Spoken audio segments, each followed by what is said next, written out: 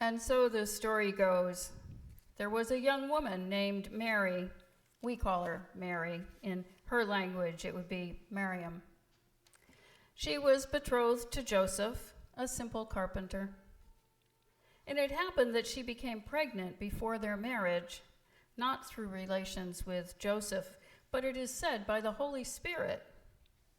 However it came to pass, the punishment for infidelity for a woman in those days was death. And short of that, perhaps a public shaming that one would carry the rest of their lives. And Joseph would have been well within his rights to insist on this, but he chose another route. Initially, he thought he would just break off the engagement quietly. Then an angel appears to him and shares this story of conception by the Holy Spirit, and his heart is turned.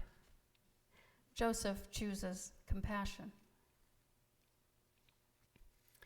Back in the mid-1800s, our Unitarian and Universalist forebears were doing their best to figure out how to handle this new idea of celebrating Christmas, honoring the birth of Jesus in December of the year. While they didn't put much stock in the divinity of Jesus, they had no qualms about a belief in God.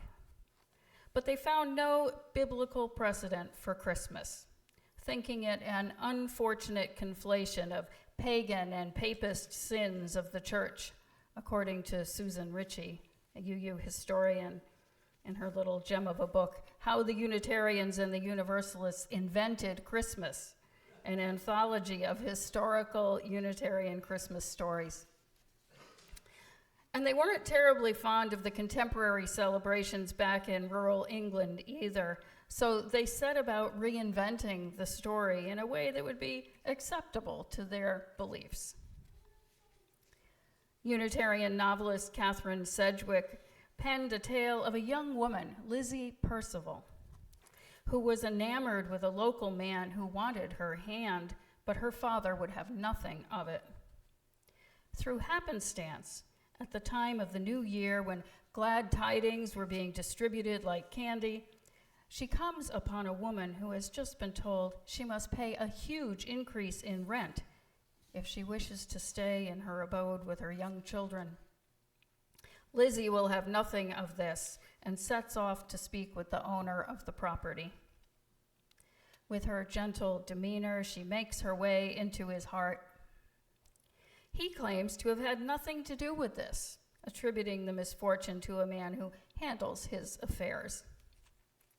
He writes the woman a letter stating that she can stay for whatever her original arrangement was, and sends it home with her son, who tagged along with Lizzie.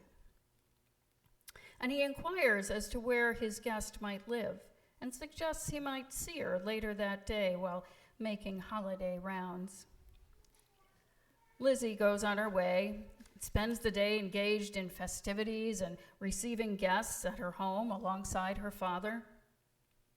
But late in the afternoon, the property owner shows up, requesting a private audience with Lizzie's father, wherein they settle old differences.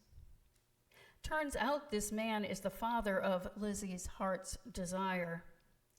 And so the story ends with all hearts softened and Lizzie's father blessing her new relationship, such instances of reconciliation, the custom of the New Year's observation. Not too many years later, Unitarian writer and reformer Lydia Maria Child spun a story of the poorest of the poor living in Germany. A story of addiction and mental illness and the effects on young children, of a bully and a generous couple who made a home for children so afflicted outside of the city.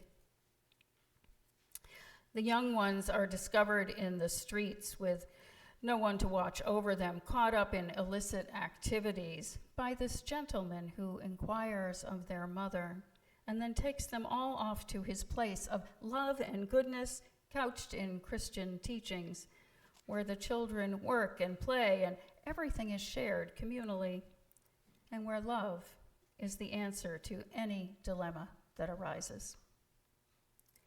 Eventually, the bully comes along as well, but not without some relapses into poor behavior.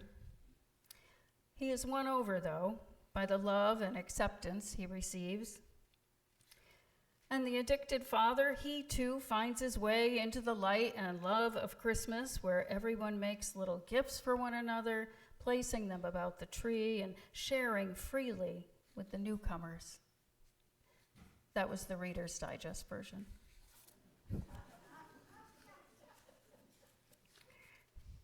So while the Unitarians were busily trying to make some sense of the Christmas message, separating it from the birth of the Christ child and attaching it instead to benevolence based in the worth and dignity of everyone, the love and acceptance that we affirm and promote, there seems a way in through the original stories that we may have overlooked.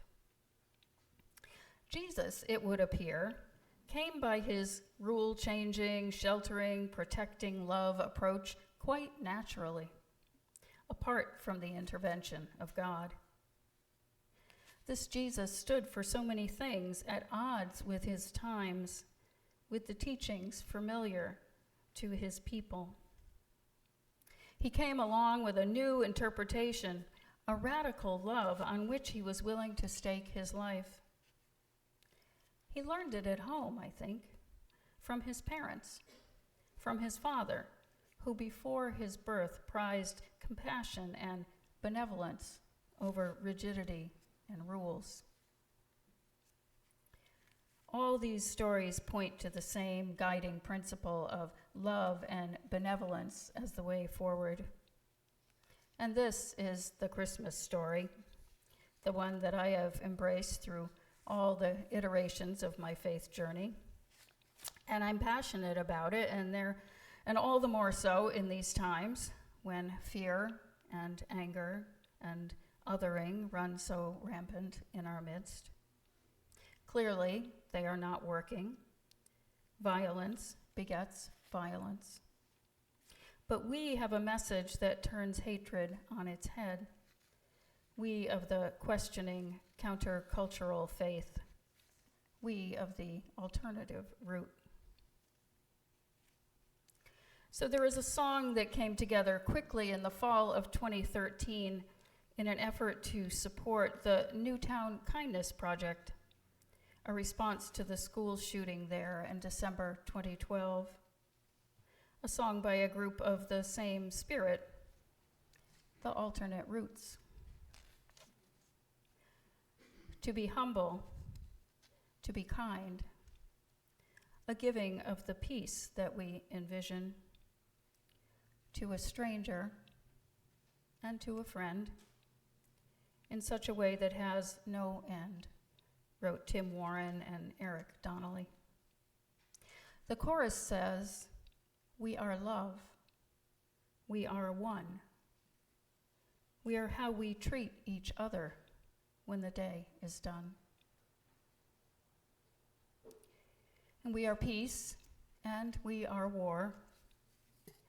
We are how we treat each other, and nothing more." It encourages boldness and bravery in the belief that our hearts can still be saved. They say that darkness can come quick, but that the danger is in the anger and in hanging on to it. They see a world of endless possibilities and suggest that everyday folks like you and me are the heroes in this story. Everyday folks like Lizzie Percival, who took up the cause of that oppressed single mom, and that kind, generous couple who provided shelter and meaning for the marginalized. Everyday folks like Joseph, willing to take risks and move from a place of compassion. Everyday folks possessed of benevolent hearts. Everyday folks like you and me. This is the Christmas story, and an invitation to carry it into your celebrations in the coming days and into the new year. May this be a place of benevolent hearts, broken open by our lives and our times, choosing compassion even when it means risking security and privilege. We are love. We are one.